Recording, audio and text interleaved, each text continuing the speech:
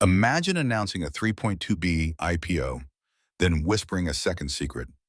You're 7 weeks pregnant. By midnight, the congratulations curdle into nausea. Vitamins taste like poison, and the husband who toasted you is texting another woman named Sienna. When Victoria Sterling, self-made CEO, Silicon Valley's golden girl, starts vomiting blood, the doctors say stress. The board says leave of absence.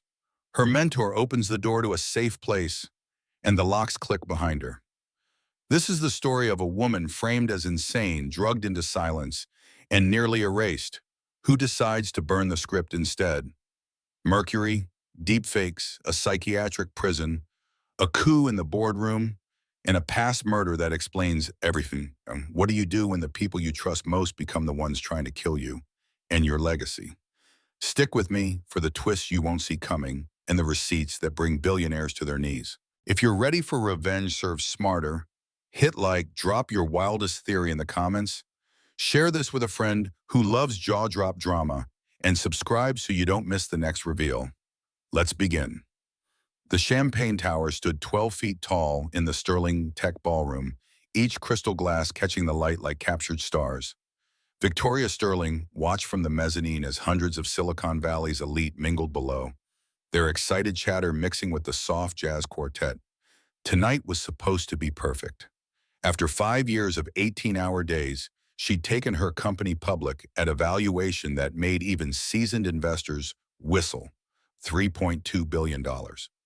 You're glowing, Marcus whispered in her ear, his hand finding the small of her back.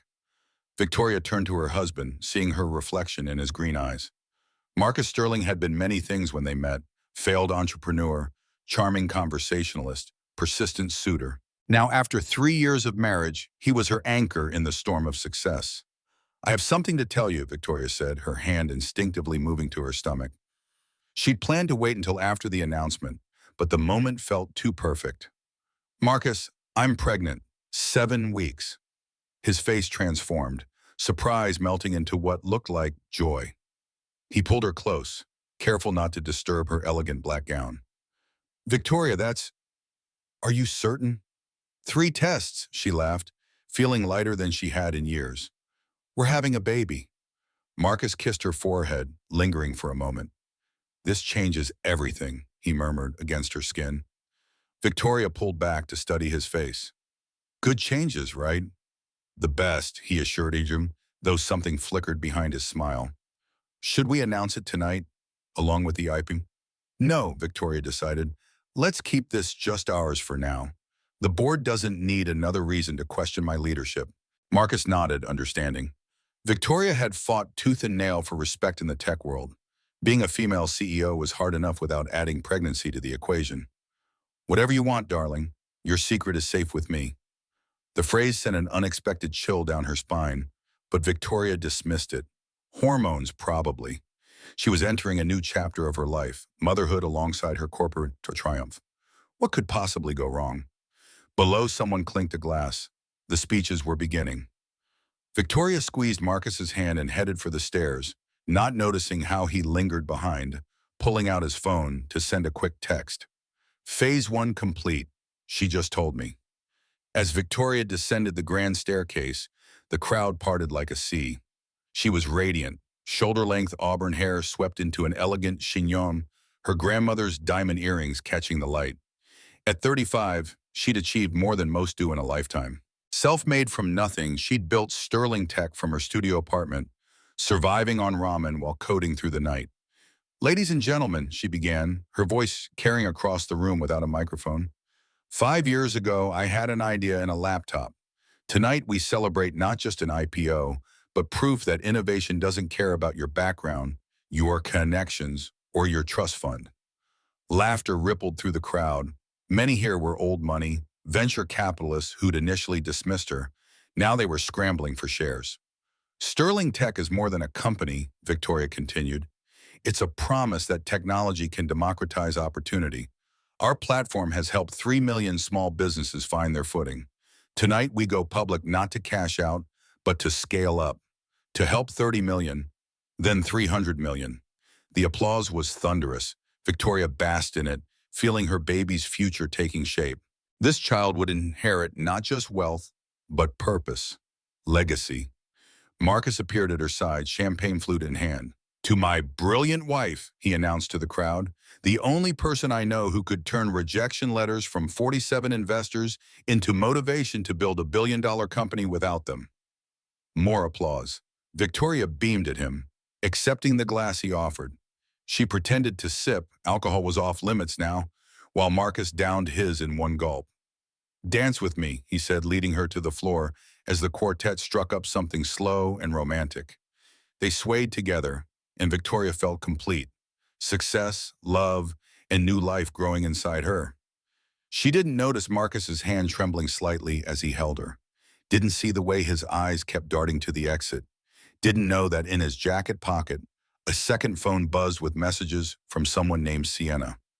"I love you," Victoria whispered against his shoulder. "You have no idea how much you mean to me," Marcus replied. It wasn't exactly "I love you too," but Victoria was too happy to parse the difference. The song ended, and Marcus excused himself. "Bathroom," he claimed. Victoria watched him go, then turned back to her guests, playing the perfect hostess. The party would run until midnight, but she was already thinking about the nursery they'd design, the tiny clothes they'd buy, the future they'd build together. She had no idea that Marcus was in the parking garage, on the phone with a woman whose voice dripped honey and poison in equal measure. The first sign something was wrong came 3 weeks later. Victoria sat in her home office reviewing quarterly projections when a wave of nausea hit, different from morning sickness. This was violent, immediate. She barely made it to the bathroom. "You okay, babe?" Marcus called through the door, his voice tinged with concern that didn't quite reach authentic. "Fine," Victoria managed between heaves. "Just the baby." "You should take your vitamins," he said. "I left them on the counter. The special prenatal ones from that boutique pharmacy Dr. Morrison recommended." Victoria emerged, shaky and pale. The vitamins sat in an unmarked bottle, custom compounded, Marcus had explained, specifically formulated for executive mothers dealing with stress. She'd thought it was thoughtful. "Thanks," she said, downing 2 with water. The nausea intensified for a moment, then settled. "You're pushing yourself too hard," Marcus said, rubbing her shoulders. "The board can handle things for a few days." "The board would love nothing more," Victoria replied, returning to her desk. "Harrison's been circling like a vulture since the IPO. Any sign of weakness—" "Pregnancy isn't weakness," Marcus interrupted, though his tone suggested otherwise. Victoria studied him. "Since when do you care what Harrison thinks? Since he started questioning whether you can handle the CEO role in your condition." Marcus made air quotes. "Maybe you should tell them. Get ahead of the narrative." "Absolutely not. I'm not showing yet. I've got time." Marcus shrugged, but she caught him texting as he left. Always texting lately. When she'd asked, he'd said he was networking, exploring opportunities. Victoria had been too busy and too nauseated to push. The nausea got worse over the following days, accompanied by headaches and trembling hands. Dr. Morrison assured her it was normal. First pregnancies were often rough. But when Victoria mentioned the custom vitamins, the doctor's face clouded. "Custom vitamins?" Martin asked. "I didn't recommend at any pharmacy. Let me see them." But when Victoria got home, the bottle was gone. Marcus said he'd thrown it out, that he'd realized the pharmacy seemed sketchy. He had a new bottle from a reputable brand. Victoria took them, trusting him. The symptoms persisted but became manageable. Meanwhile, at Sterling Tech, small things started going wrong. Passwords changed without her knowledge. Meetings scheduled without her input. Files moved or deleted from her personal drive. Victoria blamed pregnancy brain until she discovered someone had been accessing her computer after hours. Security footage showed nothing, gaps where data should be. "It's probably a glitch," Marcus assured her over dinner. They were eating takeout again. Victoria couldn't stomach anything home-cooked. "You know how paranoid pregnancy can make women." Victoria bristled. "Paranoid?" "Hormonal, I mean. Natural protective instincts." He reached for her hand. "I'm worried about you. You're not yourself." She pulled away. "Someone is sabotaging me, Marcus. This isn't hormones." "Who would do that? You're beloved." Victoria could think of several people, actually. Success created enemies. But she kept the list to herself, not wanting to appear, well, paranoid. That night, she woke to find Marcus gone from bed. She heard his voice from the guest room, low and urgent. Creeping closer, she caught fragments. Almost there, patience. Everything we planned. The floorboard creaked. Marcus emerged, phone nowhere in sight. Couldn't sleep? He asked, too casually. Who were you talking to? Potential investor, Singapore. Time zones, you know. Victoria knew Singapore was 13 hours ahead. It would be morning there, not the middle of their night. But she said nothing, filing the lie away with growing unease. The next morning, she vomited blood. Dr. Morrison's face was grave as she reviewed the test results. Victoria sat on the examination table, hands protectively over her belly, while Marcus paced by the window. It had been 3 days since she'd vomited blood, 3 days of tests and worried whispers from medical staff. Victoria, I need to ask you something directly, Dr. Morrison said, pulling her chair closer. Have you been exposed to any heavy metals? Mercury, specifically? The word hit like ice water. Mercury, how would I? No, of course not. Your blood shows significant levels, dangerous levels. It's affecting your liver, your kidneys, and the doctor paused, her voice softening. I'm concerned about the baby. Marcus stopped pacing. That's impossible. We live in a smart home. Everything's filtered, purified, top of the line. The levels I'm seeing don't come from environmental exposure, Dr. Morrison said carefully. This is consistent with ingestion. Repeated ingestion over several weeks. Victoria's mind raced. What had she been eating? Drinking? Then, like a lightning strike, the vitamins. What vitamins? De Morrison asked. The custom ones. Marcus said you recommended them, but you didn't, and then they disappeared, and... Victoria stopped, seeing her husband's face. He'd gone pale, but his eyes were calculating. Those vitamins from that sketchy pharmacy, Marcus said quickly. Thank God I threw them out. They must have been contaminated. You said you threw them out 2 weeks ago, Victoria said slowly, but my symptoms have continued. Mercury takes time to leave the system, Marcus replied smoothly. Too smoothly. He'd researched this. Dr. Morrison looked between them, clearly uncomfortable. I'll need to report this. Mercury poisoning at these levels. Someone should be held accountable. No, Marcus said firmly. We don't want a scandal, not with the IPO so fresh. Victoria's reputation. My reputation? Victoria stood, wobbly but furious. I'm being poisoned, and you're worried about reputation? I'm worried about stress affecting the baby, Marcus shot back. Legal battles, media attention? Is that what you want right now? The baby. Always the baby as leverage. Victoria sank back down, defeated. He was right, wasn't he? Stress could trigger miscarriage. She'd already lost so much weight, couldn't keep food down. The baby needed her to be calm. Dr. Morrison prescribed chelation therapy to remove the mercury, but warned the damage might be irreversible. Victoria went home in silence, Marcus driving while maintaining a steady stream of concern. She wasn't listening. Her mind was connecting dots that formed an ugly picture. That night, she waited until Marcus was asleep, then crept to his home office. His laptop was password protected, but Victoria knew his patterns. The password was Sienna124. Her blood chilled. Who was Sienna? The emails told the story. Sienna Cross, corporate lawyer at Nexus Industries, Sterling Tech's biggest competitor. The messages started professional but quickly turned intimate, then conspiratorial. Once she's gone, everything transfers to you. The prenup has loopholes if she's deemed mentally incompetent. The mercury will make her seem crazy. The board will have no choice but to remove her. Victoria's hands shook as she photographed everything with her phone. Another email from 3 months ago. The baby complicates things, but also provides opportunity.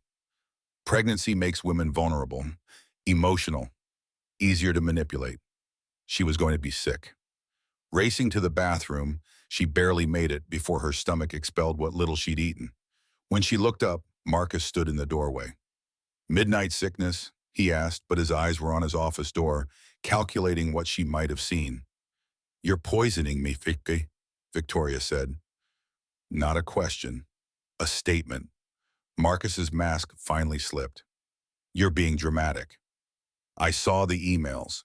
Silence stretched between them, taut as a wire. Then Marcus smiled, cold, cruel, nothing like the man she'd married. Or maybe exactly like him, finally honest. You saw what I wanted you to see, he said. Those emails are from a concerned husband tracking down the source of contaminated vitamins. Any investigator would see a devoted spouse trying to protect his wife. The password was Sienna. My grandmother's name. You never asked about my family. Too busy with your empire. The lie came so easily. You're paranoid, Victoria. The mercury has affected your brain. Dr. Morrison said so. She said no such thing. She will when I show her the security footage of you talking to yourself in the parking garage. Oh, did you think those cameras were really broken? I control the smart home system, remember? Every device, every camera, every recording. Victoria's legs gave out. She slid down the bathroom wall, cradling her belly. Because I deserve more than living in your shadow, Marcus snarled, his carefully constructed persona finally cracking. Do you know what it is like being introduced as Victoria Sterling's husband? Being patted on the head like a good little Pierre while you conquer the world? I loved you. You loved having someone who didn't threaten you. Someone lesser, safe. He knelt beside her, his voice dropping to a whisper. But I'm not lesser, Victoria. I'm just better at playing the long game. And whether you die from mercury poisoning or suicide from postpartum psychosis, I win. The company, the money, the reputation, all mine. And Sienna's, once a proper mourning period passes. Victoria's vision blurred. Whether from tears or mercury, she couldn't tell. The baby. You're killing your own child. Marcus shrugged. Sienna's already pregnant, a son, a proper heir, not tainted by your genetics. The cruelty of it stole her breath. She'd been replaced before she was even gone. I'll tell everyone. Tell them what? That your devoted husband who's been by your side through your mental health crisis is actually a monster? While you're showing clear signs of mercury-induced psychosis? Good luck with that. He stood, straightening his pajamas. Take your medicine, Victoria.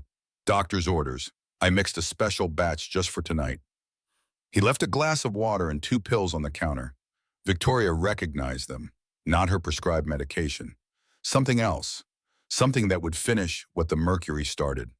She waited until his footsteps faded, then pulled out her phone with trembling fingers. She needed help. But who would believe her? Marcus had been right about one thing. She'd kept everyone at arm's length, focused on success. She had no real friends. No one who'd... Jackson Reeves, the name came unbidden. The security consultant she'd sued 6 months ago over a contract dispute. She'd destroyed him in court, but he'd been right about the vulnerabilities in Sterling Tech's system. Vulnerabilities Marcus was now exploiting. She found his number in old legal documents. Her fingers shook as she typed. You were right about everything. I need help, please. Then she flushed the pills down the toilet and began planning her survival. The boardroom at Sterling Tech had never felt more hostile. Victoria sat at the head of the mahogany table, trying to project strength despite the tremors in her hands. The mercury poisoning had taken its toll. Weight loss, hair thinning at her temples, a persistent shake she couldn't quite hide. Across from her, 12 board members studied her with expressions ranging from concern to calculation. Harrison Blackstone, her longest-standing rival on the board, cleared his throat. Victoria, we need to discuss your recent erratic behavior. Erratic? Victoria kept her voice steady. I've missed 2 meetings due to documented medical issues. Medical issues that seem to be affecting your judgment, Harrison continued, sliding a tablet across the table. These emails you sent at 3 a.m., accusing staff of conspiracy, demanding password changes every hour, firing and rehiring the same people multiple times. Victoria stared at the screen. She'd sent none of these emails, but they came from her account, her IP address, her devices. Marcus's digital fingerprints were invisible. I was hacked. By your own husband? Harrison's tone dripped skepticism. According to these messages, you believe Marcus is trying to kill you. Nervous laughter rippled through the room. Victoria looked at each face, searching for an ally. These people had celebrated her success just weeks ago. Now they viewed her as a liability. "He's poisoning me," Victoria said, pulling out her medical records. "Mercury poisoning." Dr. Morrison confirmed. "Morrison," Harrison interrupted, "who received a concerning call from Marcus about your mental state. She's recommended psychiatric evaluation." "What? No, she prescribed chelation therapy after Marcus informed her about your self-harm tendencies." Harrison produced another document. "He's very worried about you, Victoria. We all are." The door opened and Marcus entered with a tray of coffee, playing the devoted husband perfectly. "I thought everyone could use refreshment," he said softly, setting a special cup in front of Victoria. "Decaf for you, darling, with your vitamins dissolved in it, just how Dr. Morrison prescribed." Victoria pushed the cup away. "I'm not drinking that." The board exchanged glances. To them, she was refusing medication, paranoid about her caring husband. Marcus had orchestrated this perfectly. "Perhaps you should take a leave of absence," suggested Patricia Walker, once Victoria's closest board ally. "For your health and the baby's." "Oh, there is no baby," Victoria said quietly. Stunned silence. Marcus's face crumpled in practiced grief. "The miscarriage.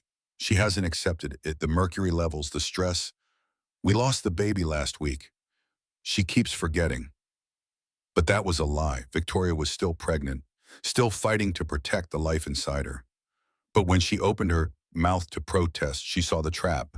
Deny the miscarriage seemed delusional. Confirm it, admit she's been lying about being pregnant at work.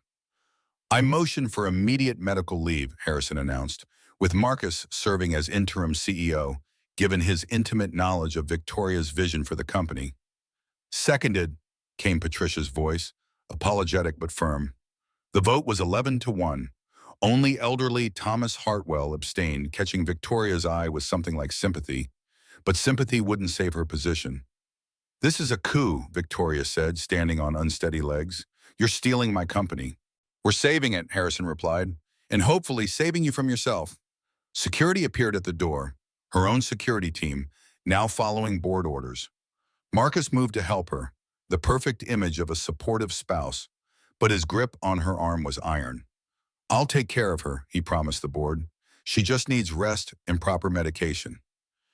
As they escorted her out, Victoria caught her reflection in the conference room glass. She looked exactly like Marcus had painted her. Unstable, fragile, broken. The perfect victim. In the elevator, Marcus dropped his mask. 12 hours, he whispered. "That's how long the psychiatric hold lasts once I sign the papers. Unless you do something dramatic, like attempt suicide, then it's 72 hours, and a lot can happen in 72 hours. "You won't get away with this," Victoria said, though her voice lacked conviction. "I already have. Your mother's flying in tonight. I told her about your breakdown, how you've been talking to your dead father. She's ready to testify that mental illness runs in your family." Victoria's father had died when she was 12. Heart attack, supposedly. But Marcus's smile made her wonder if that was true. "You killed him," she breathed. "Even then you were planning." "I've been planning since the day I met you at that conference 5 years ago. You just thought it was romance when I accidentally bumped into you. Spilled coffee on your laptop so I could offer to replace it. Get your number." He pressed the emergency stop button, trapping them between floors. "Every moment was calculated, Victoria. Every kiss, every promise, every time I said I loved you." She slapped him, hard. For a moment, rage flashed in his eyes, and she thought he might hit her back. Instead, he laughed. "Perfect. Now I have evidence of violent behavior." He touched his reddening cheek. "The cameras will show you attacking me unprovoked." The elevator resumed its descent. Victoria felt her world narrowing to a single point of clarity. She had to survive the next 72 hours. For her baby, for her company, for revenge. As they reached the parking garage, her phone buzzed. Jackson Reeves had responded, "Meet me at the old warehouse on Pier 47. Come alone. Trust no one else." She deleted the message instantly, but hope flickered in her chest. She wasn't completely alone. Someone believed her. Marcus loaded her into his Tesla, all tinted windows and locked doors she couldn't control. As they pulled onto the highway, Victoria noticed they weren't heading home. "Where are we going?" Diane Rothschild's estate, Marcus replied. Your mentor wants to help you through this difficult time. Victoria's blood chilled. Diane Rothschild, the woman who'd first inspired her to enter tech, who'd been at every major milestone. If Diane was involved, she's funding you, Victoria said. It wasn't a question. Marcus's smile was answer enough. Who do you think introduced me to Sienna? Her daughter's quite talented, both in law and in bed. The final piece clicked into place. This wasn't just Marcus's plan. It was a coordinated attack by the very woman Victoria had idolized. The betrayal cut deeper than poison ever could. But as they drove toward what was surely a trap, Victoria felt her phone vibrate against her leg. A new message from an unknown number. Jackson's here. We're coming for you. Stall. For the first time in weeks, Victoria smiled. They thought they had her cornered. They were wrong. Diane Rothschild's estate sprawled across 40 acres of Marin County hillside, all glass and steel nestled among ancient oaks. Victoria had been here before for celebrations, mentoring sessions, conversations that shaped her career. Now, as Marcus's Tesla pulled through the gates, it felt like entering a spider's web. Diane waited on the front steps, elegant in cream cashmere, her silver hair catching the afternoon sun. At 55, she remained formidable, the woman who'd built 3 unicorn companies before retiring to become tech's most powerful kingmaker. Victoria, darling, Diane embraced her, and Victoria caught the scent of expensive perfume mixed with something medicinal. You look terrible. Mercury poisoning will do that, Victoria replied, pulling away. Diane's smile didn't waver. Marcus told me about your delusions. Come inside. We'll take care of you. The house was too quiet. No staff, no other guests, just Diane, Marcus, and a woman Victoria recognized from the emails. Sienna Cross. 28 years old, all sharp angles and predator eyes, wearing a dress that cost more than most people's monthly rent. You must be the mistress, Victoria said flatly. Sienna laughed. Mistress implies hiding. I'm the upgrade. She's my daughter, Diane added, pouring wine for everyone except Victoria. Adopted, technically, but blood doesn't determine family. Loyalty does. Victoria accepted the offered water, pretending to sip while studying exits. French doors to the garden, hallway to what she remembered was a home office, kitchen through the archway, all probably locked or monitored. Why, Brian? Victoria asked Diane. I worshipped you. Exactly the problem. Diane settled into her leather chair like a queen on her throne. You were my greatest success story and therefore my greatest threat. Every article about brilliant Victoria Sterling mentioned me as your inspiration, your mentor, your stepping stone. That's not how I... Well, of course not. You were too naive to see it, but the world saw it. Poor Diane outshone by her protege. So I decided to reclaim what you took from me. My reputation, my legacy, and with Marcus and Sienna's help, your company. Victoria felt the room tilt slightly. The water. They drugged the water. She tried to stand, but her legs wouldn't cooperate.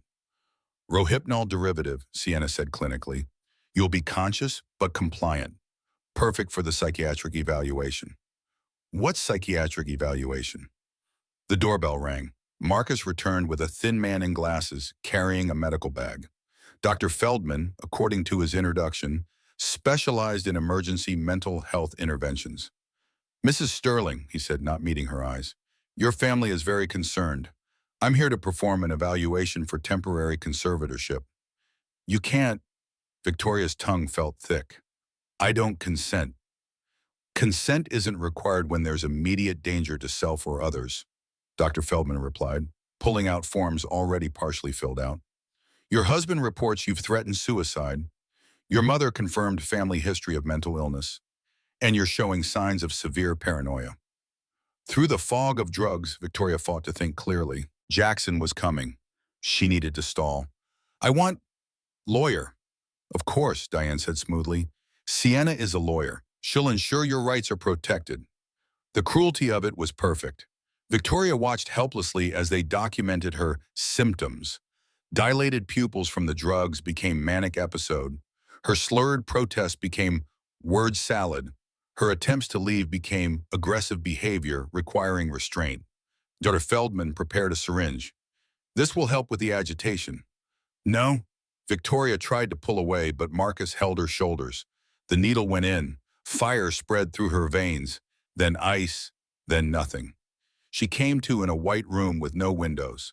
Soft restraints held her wrist to a hospital bed. The walls had that too clean smell of industrial sanitizer. A camera blinked red in the corner. "Good morning, Victoria." She turned her head slowly. A woman in scrubs sat beside her bed, tablet in hand. The badge read Buwani Clearwater Psychiatric Institute. "Where?" Victoria's throat was raw. "How long?" "You've been here 6 hours. You were brought in on an emergency hold after a suicide attempt." "I didn't." "You jumped from a moving vehicle," the nurse interrupted, reading from her tablet. "Your husband tried to stop you. He's very concerned. He's actually here. Would you like to see him?" Before Victoria could refuse, Marcus entered with Dr. Feldman and another doctor she didn't recognize. Marcus had a bandage on his forehead. Self-inflicted, no doubt, to sell the story. "Darling," he said, tears in his eyes. "Thank God you're okay. When you jumped out of the car..." "Liar." Victoria tried to sit up, but the restraints held.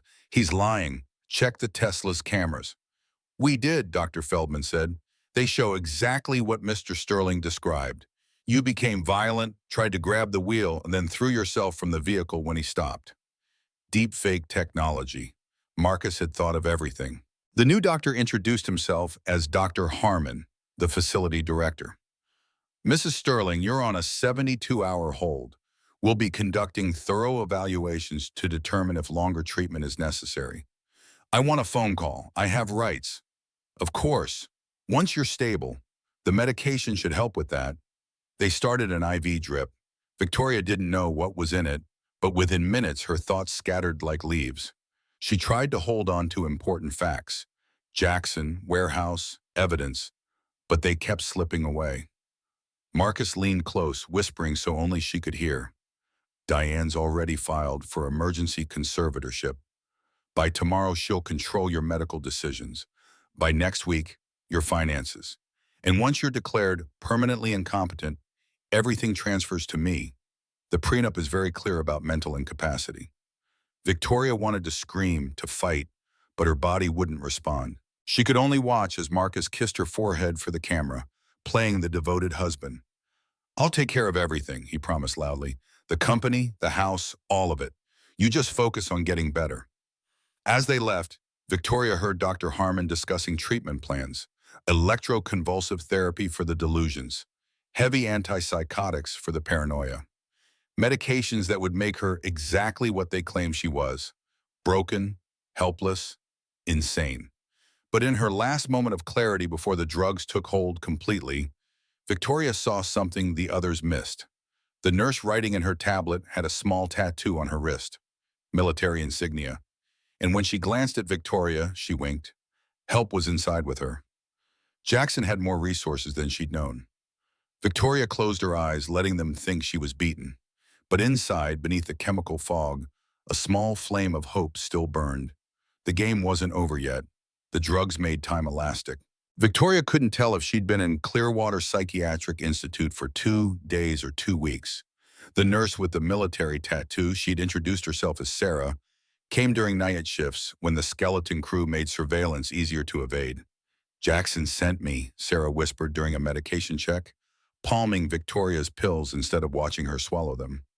"Former Army intelligence. I got hired here 3 days ago when he tracked your location." Victoria's eyes focused with effort. "How? Shh. They're listening. Just blink once for yes, twice for no. Can you walk if I reduce your meds?" 1 blink. "Good. Tomorrow night, there's a shift change at 2 a.m., 15-minute window. When the East Wing is unmanned, Jackson will be waiting with a phone."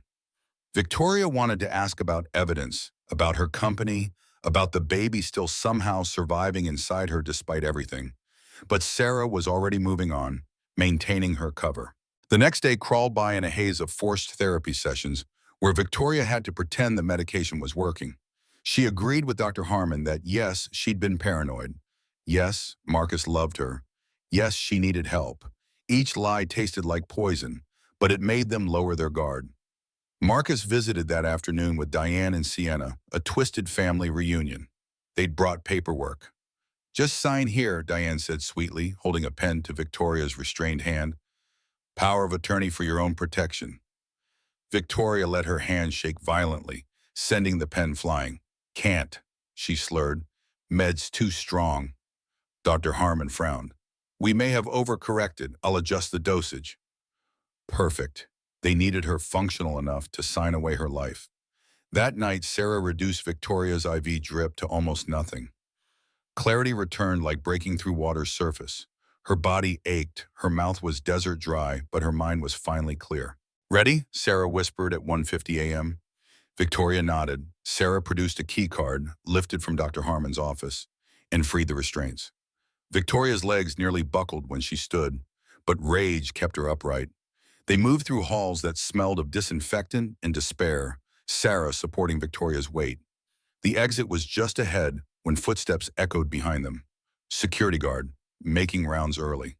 Sarah shoved Victoria into a supply closet. Stay silent. Through the door crack, Victoria watched Sarah intercept the guard, flirting, redirecting him. But another figure appeared at the hall's end. Dr. Feldman, who shouldn't be here at this hour. He saw Victoria's hospital gown trailing from the closet. Code Gray, he shouted. Patient escape, East Wing. Alarm shrieked. Sarah tried to run back to Victoria, but the guard tackled her. Victoria burst from the closet, adrenaline overriding weakness, racing for the exit. The door was right there, Jackson's van, visible through the glass. Someone grabbed her hair, yanking her backward. Sienna, dressed in black, having waited outside as backup. Going somewhere? Sienna slammed Victoria's head against the wall.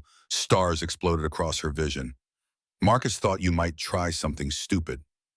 Victoria tasted blood. Through blurred vision, she saw Jackson leap from the van, running toward them.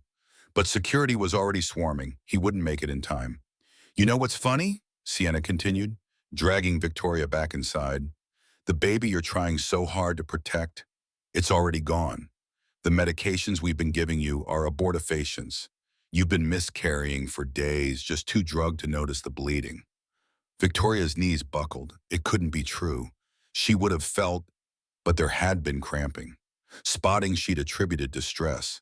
The protective hand she kept on her belly met only stillness, where once there'd been flutters.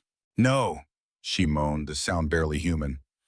Yes, Sienna said, though we'll tell everyone you did it to yourself, another tragic symptom of your psychosis.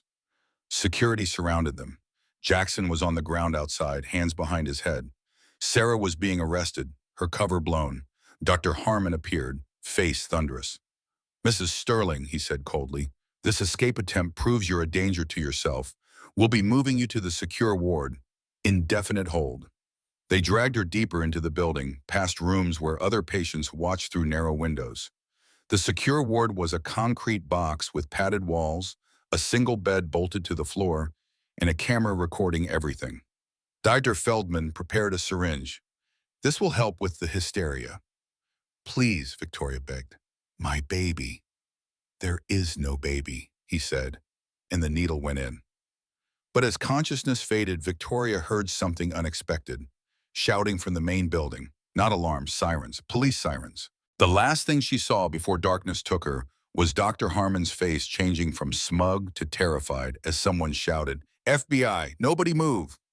Consciousness returned slowly, like swimming up from the ocean's deepest trench. Victoria's first sensation was warmth, not the artificial heat of the psychiatric ward, but sunlight through real windows. Her second was pain, but clean pain without the fog of forced medication. She's awake, a familiar voice said. Victoria's eyes focused on Jackson Reeves sitting beside her hospital bed. A real hospital, she realized, not Clearwater. His face bore bruises from his arrest, but his eyes were alert, concerned. Where? Her voice came out as a croak. San Francisco General, Jackson said, offering her water. You've been unconscious for 3 days while they flushed the drugs from your system. The FBI, my buddy from the Navy, Detective Ray Coleman, he's been investigating Diane Rothschild for 2 years. Your case gave him the probable cause he needed. Victoria tried to sit up, winced, stayed down. My baby? Jackson's expression tightened. I'm sorry, Victoria. The drugs they gave you, there was nothing the doctors could do. The grief hit like a physical blow. She'd known, somewhere deep down, since Sienna's cruel revelation. But knowing and accepting were different things. She pressed her hands to her empty belly and wept. For the future stolen, the innocence lost, the child who'd never see morning. Jackson didn't offer empty platitudes. He simply sat with her grief until FBI agent Coleman entered, badge visible, recording device in hand. "Mrs. Sterling," Coleman said gently, "I know this is difficult, but we need your statement. The more you tell us, the stronger our case." Victoria wiped her eyes, steel replacing sorrow. "I want them destroyed, all of them." "Then tell me everything, eh?" She did. Every detail from the first poisoned vitamin to the psychiatric prison. Coleman's expression darkened with each revelation. "We've arrested Dr. Feldman and Dr. Harmon," he said when she finished. "They've been taking bribes from wealthy families for years, illegally committing inconvenient relatives. Your case broke it wide open." "What about Marcus, Diane, Sienna?" Coleman hesitated. "They're claiming you orchestrated everything yourself as an elaborate suicide attempt. The deep-faked Tesla footage is convincing, without concrete evidence." "I have evidence," Victoria interrupted. "Before they took my phone, I uploaded everything to a secure cloud. The emails, the financial transfers, recorded conversations. Jackson knows the access codes." Jackson nodded. "Already retrieved. But there's more, Victoria. Something you need to see." He pulled out a tablet showing news footage from 2 days ago. Marcus at a press conference, black suit and practiced grief, announcing Victoria's tragic breakdown and his reluctant acceptance of the CEO position. Beside him stood Diane and Sienna, the perfect support system. "He's already taken everything," Victoria said numbly. "Not everything," Jackson said. "Watch." The footage continued. A reporter asked Marcus about the baby. His mask slipped for just a moment. "There was never a baby," he said. "Victoria's delusions." "That's strange," the reporter interrupted, "because I have her medical records from 6 weeks ago confirming the pregnancy."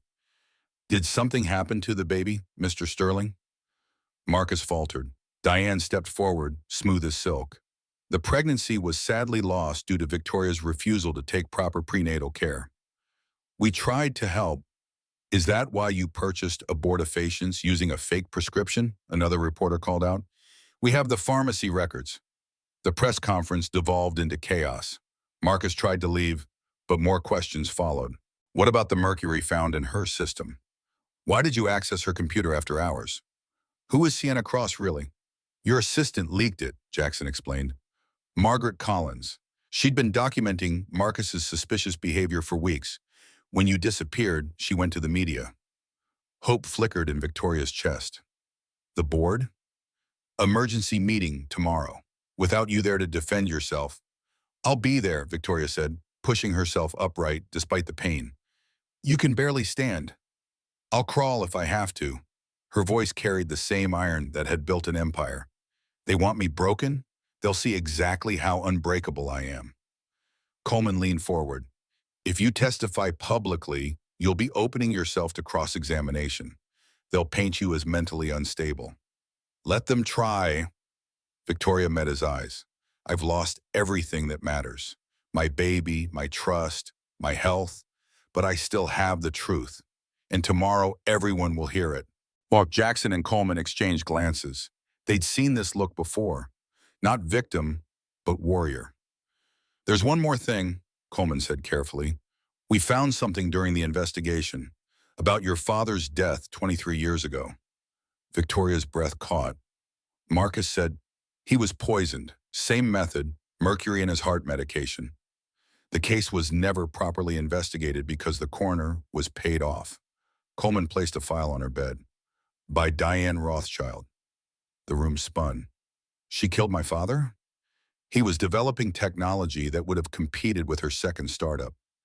His death made her rich." Coleman's voice was gentle but firm. "Victoria, this goes deeper than just your company. Diane has been eliminating threats for decades. You're not her first victim, but you might be her last."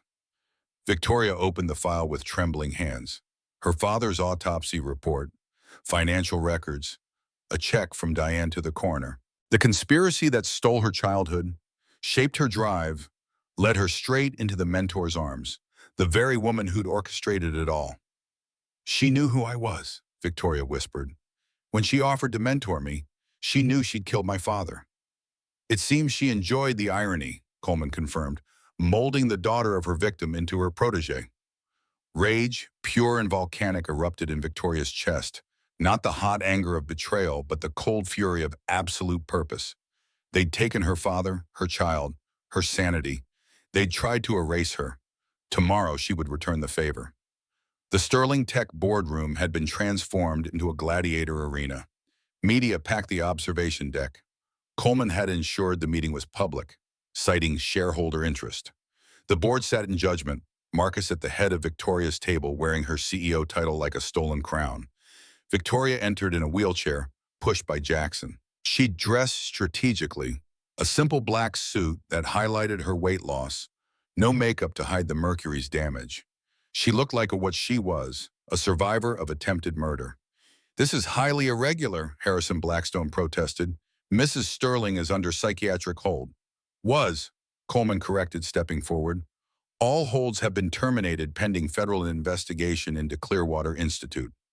Murmurs rippled through the crowd. Marcus's jaw tightened, but he maintained his mask. "Victoria, darling, you shouldn't be here. You're not well." "Well enough to provide evidence," Victoria said, her voice carrying despite its hoarseness. She nodded to Jackson, who connected a laptop to the main screen.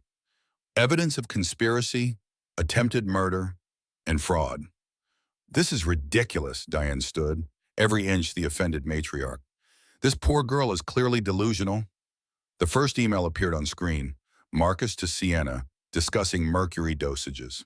Gasps from the gallery. The board leaned forward. "Deepfakes," Marcus said quickly. "She's tech-savvy enough." "To fake metadata traceable to your personal devices?" Victoria pulled out a forensics report. The FBI's Digital Crimes Unit verified everything. More emails flooded the screen. Financial transfers to Dr. Feldman. Sienna's messages about the inheritance timeline. Purchase orders for abortifacients hidden through shell companies. "But here's my favorite," Victoria said, as an audio file began playing. Diane's voice, crystal clear. "She's more stubborn than her father. He only took 3 weeks to break. Perhaps we should increase the mercury dose." Marcus's reply, "The baby complicates things. If she miscarries publicly, she gets sympathy." Sienna's laugh, "Then we make sure she miscarries privately, in a padded room where no one will care." Silence fell like a guillotine. The board members stared at Marcus and Diane with horror. Several reporters were already typing furiously. That's edited," Diane stammered. "From your own security system," Victoria countered. "You forgot you gave me admin access years ago. I've been recording everything for months." It was a lie. She'd only gotten the recordings through Margaret Collins's backdoor access. But Diane didn't know that. The older woman's composure finally cracked. "You little bitch!" Diane snarled, lunging forward. Security intervened, but the damage was done. The mask had slipped on live television. Marcus tried one last manipulation. "Victoria, please. Think about what you're doing. Your reputation, the company's value."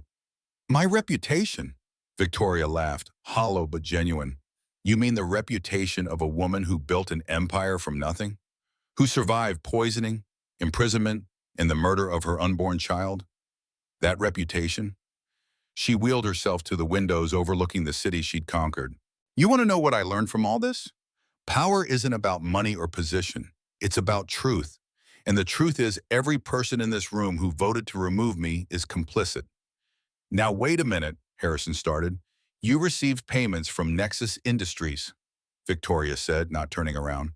"Diane's shell company, 20,000 to vote me out. Patricia Walker, 30,000. Should I continue?"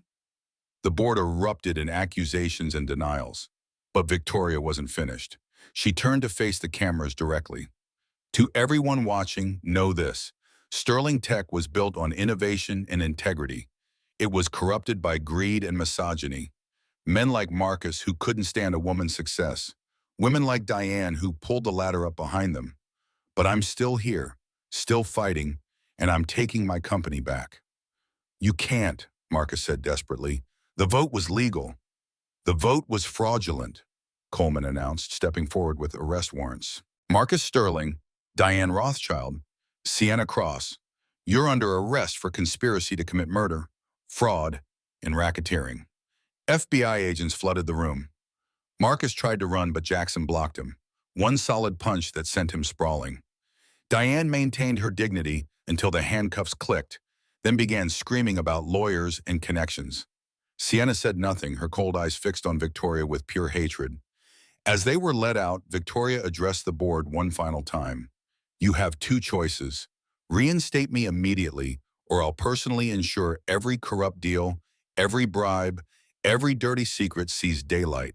Your call. The vote was unanimous. Victoria Sterling was CEO again. But as the room erupted in questions and cameras flashed, Victoria felt no triumph. She touched her empty belly, thinking of the child who would never see this victory, the father she'd never properly mourned, the innocence she'd never recover. Jackson knelt beside her wheelchair, voice low. You did it. No, Victoria said quietly. They did it. They created the very weapon that destroyed them, me with nothing left to lose. She looked up at him, something shifting between them. Not romance, not yet. She was too damaged, too raw. But recognition. Two survivors who understood that sometimes victory tastes like ashes, but you claim it anyway. Take me home, she said. You don't have to. Not to the mansion. That was never home. She pulled up an address on her phone. My father's old workshop. I kept it all these years. It's time I remember who I was before I became who they wanted me to be. Jackson wheeled her out through the crowd of reporters, their questions following like echoes. Victoria didn't answer. She'd said everything that mattered. 6 months later, the federal courthouse in San Francisco had become a circus. Every major news outlet camped outside, streaming continuous coverage of what media called the trial of the century. Inside courtroom 12, Victoria sat in the witness box for the 5th consecutive day, facing Diane Rothschild's defense attorney, a shark in Armani who'd gotten billionaires acquitted of worse. Mrs. Sterling, Attorney Morrison said with practiced sympathy, isn't it true you suffered a psychotic break following your miscarriage? I suffered poisoning, Victoria replied steadily, which caused my miscarriage. But you were committed to a psychiatric facility, illegally committed by doctors taking bribes. You attempted to escape, violently assaulting staff. I attempted to save my life. Morrison switched tactics. You claim my client, Diane Rothschild, murdered your father 23 years ago. Do you have any proof besides circumstantial evidence? Victoria had been waiting for this. I have his journal. The courtroom stirred. This was new. My father was paranoid, justifiably, it turns out. He kept detailed notes about threats he received, suspicious incidents. 3 days before his death, he wrote, DR visited again. She wants the algorithm. I refused. She said I'd regret it. I'm starting a new heart medication tomorrow. I think I'll have it tested first. That proves nothing. He never got it tested, Victoria continued, because Diane invited him to dinner that night, apologized for pressuring him, made peace. He came home feeling relieved, took his medication, and died 6 hours later. How could you possibly know about this dinner? Because I was there. Victoria's voice cracked slightly. I was 12. Diane brought me chocolate, told me I was brilliant like my father, said she'd watch out for me if anything ever happened to him. Diane's composure finally shattered. You ungrateful! Mrs. Rothschild, the judge warned, but Diane was standing now, rage overtaking sense. I made you. Everything you are, I created. Without me, you'd be nobody. Without you, I'd have a father, Victoria shot back. The exchange was pure gold for the cameras. Diane's lawyer tried to restore order, but the damage was done. The jury had seen the real Diane, not the composed executive, but the narcissist who viewed people as possessions. Marcus's testimony came next, and he'd clearly been coached. Every answer was careful, measured, designed to shift blame. Yes, he'd been involved with Iana, but it was Diane's manipulation. Yes, he'd given Victoria vitamins, but he didn't know they were poisoned. He was a victim too, seduced and controlled by powerful women. Prosecutor Williams destroyed him in minutes. Mr. Sterling, this is your handwriting ordering mercury compounds, correct? Diane told me it was for yes or no. Yes. This is your voice discussing optimal poisoning schedules. Marcus looked at his lawyer desperately. I was coerced. By whom? The woman you were cheating with? Or the mother-in-law you were plotting with? Williams produced photos, Marcus and Diane meeting secretly months before he even met Victoria. This conspiracy predates your marriage, doesn't it? The truth emerged in pieces. Diane had selected Marcus specifically to seduce Victoria, groomed him, trained him, promised him everything. He wasn't a failed entrepreneur who'd randomly met her at a conference. He was a plant from day one. Every kiss was a lie? Victoria asked from the gallery, unable to stop herself. Marcus finally looked at her directly. For a moment, his mask completely dropped. The only real thing was how much I hated living in your shadow. Sienna took the stand last, trying to play the manipulated daughter card. But her story unraveled when Coleman presented evidence of her involvement in 2 previous inheritance schemes, elderly husbands who died mysteriously, leaving young wives wealthy. You're a black widow, William stated, and Victoria was supposed to be your biggest score. I want immunity, Sienna said suddenly. I'll tell you everything about Diane's other crimes. The courtroom exploded. Diane lunged for her daughter, screaming betrayal. Security dragged them apart while the judge pounded his gavel. In the chaos, Victoria felt Jackson's hand find hers. Solid, warm, real. The jury deliberated for 6 hours. Guilty on all counts. Diane Rothschild. Life without parole for murder, attempted murder, and racketeering. Marcus Sterling. 25 to life for attempted murder and fraud. Sienna Cross. 15 years with possibility of parole for conspiracy. As they read the verdicts, Victoria waited to feel something. Joy, relief, satisfaction. Instead, she felt empty. Justice didn't bring back her father or her baby. It didn't erase the poison from her body or the memories from her mind. Outside the courthouse, reporters swarmed. Victoria, how does it feel to win? She stopped on the steps, looking directly into the cameras. I didn't win. Nobody wins when trust is betrayed this deeply. But they lost, and sometimes that has to be enough. What's next for you? Victoria glanced at Jackson, who stood protectively beside her. Then at Margaret Collins, who'd become her new COO. At the employees who'd supported her. At the future that stretched ahead, scarred but possible. Healing, she said simply, and building something better from the ashes. As they drove away from the courthouse, Victoria's phone buzzed. A message from an unknown number. Your father would be proud. Someone who knew him. She deleted it without responding. The past was done testifying. It was time to write a new future, one where trust was earned, love was honest, and Victoria Sterling was nobody's victim anymore. 18 months after the trial, Victoria stood in her father's rebuilt workshop, now transformed into Sterling Tech's new innovation lab. Sunlight streamed through windows she'd installed where darkness once lived. The space hummed with activity, young developers coding, engineers prototyping, dreamers building tomorrow. The acquisition papers, Margaret Collins said, handing her a tablet. Nexus Industries officially bankrupt. We're buying their assets for 10% of value. Victoria signed without satisfaction. Destroying Diane's empire had been necessary surgery, not revenge. Offer jobs to their engineers. They weren't responsible for leadership's crimes. All of them? Everyone deserves a second chance, Victoria said, unconsciously touching her abdomen, where surgical scars had faded but memories remained. A commotion outside drew their attention. Protesters again, a small group claiming Victoria had destroyed a female pioneer.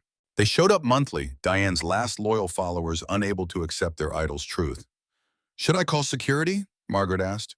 No, let them speak. Silencing opposition is what Diane would do. Through the window, Victoria watched Jackson managing the situation. He'd officially joined Sterling Tech as head of security 8 months ago, but everyone knew his role went deeper. He was her guardian, her conscience, her friend who'd seen her at her absolute worst and chose to stay anyway. They hadn't crossed the line into romance, not yet. Victoria was still learning to trust herself, let alone others. But sometimes when their hands accidentally touched or their eyes met across a room, she felt possibility stirring where she'd thought only scar tissue remained. The interview's in an hour, Margaret reminded her. Are you sure about this? Yes. Victoria pulled on her jacket. Not designer anymore. Just comfortable. It's time. The 60 Minutes interview had been months in negotiation. Victoria had refused until she felt strong enough to tell the whole truth without breaking. Now, sitting across from Anderson Cooper in her father's old office, she was ready. Victoria Sterling, Anderson began, you've been called both victim and victor. Which are you? Both, neither. I'm a survivor who learned that victimhood is a choice, but victory costs more than most people want to pay. You lost your father, your child, almost your life. How do you move forward? Victoria considered carefully. You don't move forward. That implies leaving it behind. You carry it with you, but you choose how heavy to let it be. Some days it's a boulder. Others it's just stones in your pocket, reminding you what you survived. Marcus Sterling is appealing his conviction. Does that concern you? No, let him exhaust every legal avenue from his cell. I've got companies to build, people to employ, innovations to foster. I don't have time to fear ghosts. Speaking of building, you've started a foundation. Victoria smiled, her first genuine smile on camera in 2 years. The Phoenix Foundation, for people who've been institutionalized fraudulently, poisoned by those they trust, gaslit into doubting their own reality. It happens more than people realize. Your personal experience made me realize how many others are trapped in similar situations without resources to escape. We provide legal aid, safe extraction, medical care, and most importantly, validation. Sometimes just having someone say, I believe you, saves a life. Anderson shifted to harder questions. Critics say you've become paranoid, that you test all your food, refuse to let anyone close. I test my food because I was poisoned, Victoria interrupted. That's not paranoia, it's learned behavior. As for letting people close, she thought of Jackson, Margaret, the small circles she'd built. I'm selective, not closed. Quality over quantity. Do you regret anything? I regret trusting blindly. I regret not investigating my father's death sooner. I regret that my child never got to exist. Her voice stayed steady, but tears gathered. But I don't regret surviving. I don't regret fighting back. I don't regret becoming someone who can't be destroyed. What would you tell someone currently trapped in a situation like yours? Victoria looked directly into the camera, knowing her words would reach people in psychiatric wards, abusive marriages, corporate betrayals.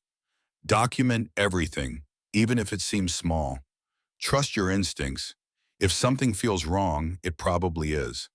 Find one person who believes you, just one, and hold on to them like a lifeline. And know this, the person trying to convince you you're crazy is the one who's truly insane. Sane people don't gaslight. They don't poison. They don't institutionalize. Your reality is valid, your pain is real, and you deserve to be free. After the interview, Victoria walked through her company, truly hers now. Employees nodded respectfully but also warmly. She'd proven that Sterling Tech could survive scandal, that integrity could defeat corruption. In her office, Jackson waited with tea, tested, safe, ritual comfort. How'd it go? He asked, like ripping off a bandage I'd been wearing for 2 years. And underneath there's new skin, scarred but whole. They stood at the window watching San Francisco's lights begin to twinkle. The city that had been her kingdom, her prison, her battleground, was now just home. I've been thinking, Jackson said carefully, maybe it's time we grab that dinner we keep talking about. Victoria studied him, this man who'd saved her without trying to own her, who'd waited patiently while she rebuilt herself from atoms up. A real dinner, not a strategy meeting disguised as a meal. Real dinner, real date, real possibility of something neither of us planned. And she considered the fear that immediately rose. Trust remained her highest mountain. But beneath fear lives something else, hope, stubborn and persistent as spring flowers through concrete. Okay, she said, but I'm testing the food. Jackson laughed. Rich, warm, genuine. I'd be worried if you didn't. As they left together, Victoria's phone buzzed. A notification from her fertility clinic. The eggs she'd frozen before the mercury damage were viable. Someday, if she chose, she could try again for the family stolen from her. But that was future Victoria's decision. Present Victoria had a date with a good man, a company to run, and a life to live. She'd been burned down to foundation, but like her city after its great earthquake, she was building back stronger, different, unshakable. The media would always tell her story as tragedy or triumph. But Victoria knew the truth was simpler and more complex. She was a woman who'd been broken and refused to stay that way. She was proof that sometimes the only way out of hell is through it. And on the other side, if you're very lucky and very stubborn, you might find not happiness exactly, but something better. Peace. In the parking garage where she'd once been dragged away in Marcus's Tesla, Victoria climbed into her own car, bulletproof now, but still hers. Jackson took the passenger seat, not trying to drive, not trying to control. They pulled into San Francisco traffic, heading toward an unknown restaurant in an uncertain future. Behind them, Sterling Tech's logo glowed against the night sky, a phoenix rising from circuitry, Victoria's father's original design she'd finally restored. It was a promise and a reminder. What burns can be reborn. What dies can live again, transformed. Victoria Sterling had been destroyed, but destruction, she'd learned, was just another word for opportunity to rebuild. And this time she was the architect of her own resurrection, the author of her own redemption, the phoenix who'd chosen her own ashes and her own ascent. The city rushed past, full of dangers and possibilities. Victoria drove forward, scarred but not scared, broken but not beaten, ready for whatever came next. After all, she'd already survived the worst. Everything else was just life. 5 years later, the wedding was small, just 20 people in Victoria's father's rebuilt workshop, now filled with white roses and candlelight. Victoria stood at the altar in a simple cream dress, no veil to hide behind. Across from her, Jackson waited in his navy dress uniform, medals gleaming but eyes only for her. Do you, Victoria Sterling, take this man? Wait, Victoria interrupted, causing nervous laughter. I need to say something first. The officiant stepped back. Victoria turned to the small gathering. Margaret Collins, her maid of honor, Jackson's military buddies, employees who'd become family, and surprisingly, Thomas Hartwell, the only board member who'd abstained from voting her out, now her closest advisor. 5 years ago, I stood in a boardroom and said trust was dead to me, that I'd never let anyone close enough to hurt me again. She looked at Jackson. You proved me wrong, not by demanding trust, but by earning it. One day at a time, one tested meal at a time. More laughter, warmer now. You've seen me at my worst, poisoned, institutionalized, paranoid, grieving. You've watched me test every glass of water, check every exit, wake up screaming from nightmares, and you stayed. Not to fix me, not to save me, but to stand beside me while I saved myself. Jackson's eyes glistened. This tough, former SEAL who'd faced combat without flinching was undone by words. So yes, Victoria continued, I take you as my husband, not because I need you to be complete, but because I choose you to share my completeness with. They exchanged rings, his sterling silver, hers embedded with a fragment of circuit board from her father's first computer, a piece of history reclaimed and transformed. I now pronounce you. Actually, Jackson interrupted, earning surprised looks. My turn. He faced Victoria, pulling out a small envelope. This came in for you this morning. I was going to wait, but it feels like it belongs in this moment. Victoria opened it with trembling hands. Inside was a photograph, her father holding infant Victoria, both laughing. On the back, in her father's handwriting, my greatest creation. May you build something beautiful from the pieces life gives you. How? Victoria whispered. Your dad's old colleague found it in storage. He's been following your story. Said your father would be proud of the woman you've become. Victoria thought she'd cried all her tears, but more came now, clean tears, healing tears, joy finally untainted by grief. Okay, now I pronounce you married, the officiant said quickly, generating real laughter. Please kiss before someone else interrupts. They kissed, and for the first time in 5 years, Victoria felt completely present, not haunted by past betrayals or guarding against future ones. Just here, now, with a good man and chosen family and a life rebuilt on her own terms. At the reception held in Sterling Tech's main hall, Victoria announced the Phoenix Foundation's latest project, a shelter specifically for pregnant women escaping abusive situations. It would be called Emily's House after the child she lost but never forgot. Some ghosts, she told the gathered crowd, deserve to become guardian angels. Later, as she and Jackson shared their first dance to a simple melody, he whispered, "No regrets?" Victoria considered. In the corner, she glimpsed a shadow that looked like Marcus. Paranoia or reality, it didn't matter anymore. She'd built her life ghost-proof. "No regrets," she confirmed. "Only lessons. Only growth. Only this." They swayed together, two survivors who'd found that the opposite of trust isn't suspicion. It's isolation. And the cure for betrayal isn't revenge. It's choosing to love again anyway. Carefully, wisely, but completely. Outside, San Francisco glittered, indifferent to personal tragedies and triumphs. But inside Sterling Tech, in a workshop where genius had been murdered and reborn, Victoria Sterling, survivor, CEO, Phoenix, finally felt something she'd thought poison had killed forever. She felt safe, not because the world had become less dangerous, but because she'd become dangerous herself, too strong to break, too smart to fool, too experienced to destroy. And in that safety, love could finally grow, trust could slowly rebuild, and life could be more than just survival. It could be beautiful again. Different beautiful. Scarred beautiful.